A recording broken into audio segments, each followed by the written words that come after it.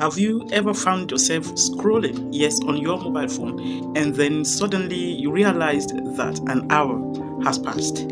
You've liked so many posts, you've commented, you've watched many online videos, and then somehow you just felt a bit empty.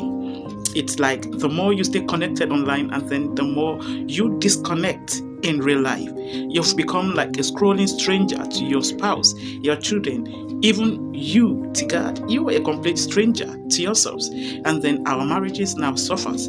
Our children now become like a stranger to us. We lose attention on them. And then our spirit starves about God, our spirit starves about stillness, the quietness, and yet we keep scrolling. In today's world, technology has actually redefined how we connect. It has redefined how we communicate. It has redefined how we love our significant other. Yet it is also quietly redefining how we disconnect. So the phones, the social medias, the messaging apps that are meant to bring us closer. But so many couples and so many families, they now live as digital roommates. Yeah, present in the same space but absent in the heart. Sometimes I look around and realize that everybody, we're just scrolling. Yes, scrolling on our phones, on our mobile phones. The most funniest part of it is that husband will sit beside the wife, and then they will sit beside their children. Everyone is present, yet we are not present to each other. We sit together, but in our hearts, we are online somewhere else.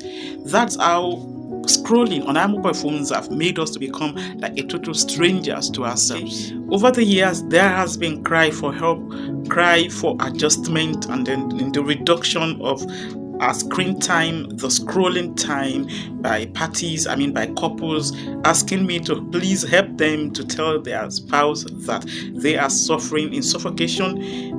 So many instances like that. And then somehow, husband and wife, we suddenly became a scrolling strangers to ourselves. I would love to tell us some of the side effects of this, and then we'll look at it, how it could actually choke a marriage, how it could choke our partners even when we were in a relationship that is meant to connect, to bond. Fact number one, what about the silent drift? Yes, we know that you can actually sit beside your spouse, you can be in the middle of your living room with every members of your family, but you were scrolling your separate timelines. Yes, you were laughing at different things, you were reacting to different words. What we once consider as maybe a moment for conversation between spouses becomes like a moment of quiet separation without we knowing it. So it is now that love will disappear.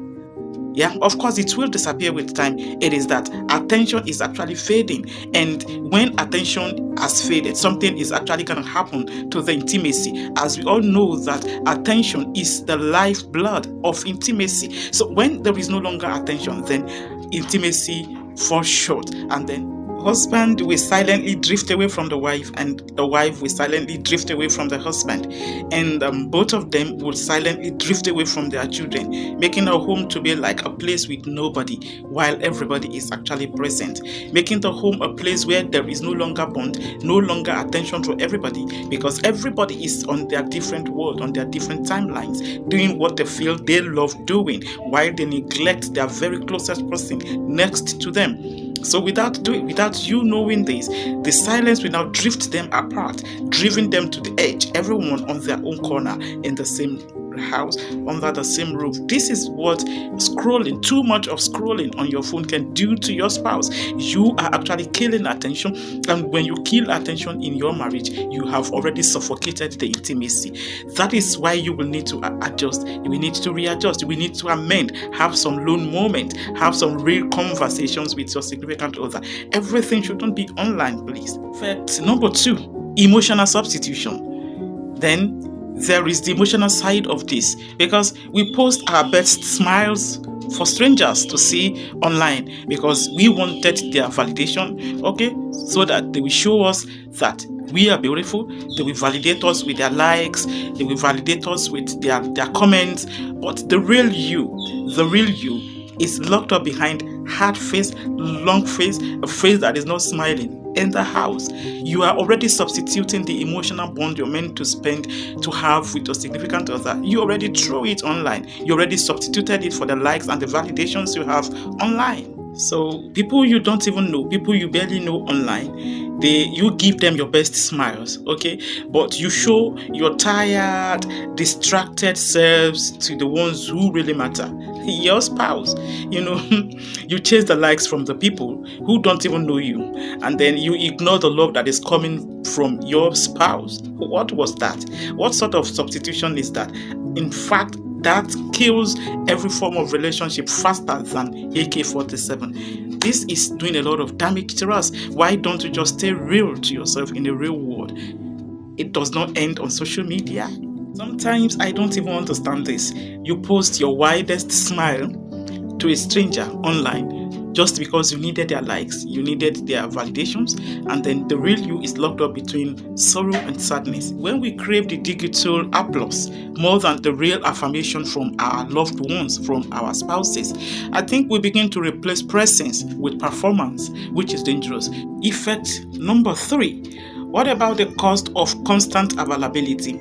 It is true that online, the tech, they promised you 24/7 availability online. So, but don't you know that the price it's more expensive than you not being online 24/7, because your constant availability online means that you will be emotionally unavailable to your significant other. Now that technology assured you and granted you 24/7 availability online, don't you know that those notifications you kept on getting from your social media apps, they are actually taking away the deep talks that you are meant to have with your spouse? They are taking away the laughter, the prayer, they're taking away the affection.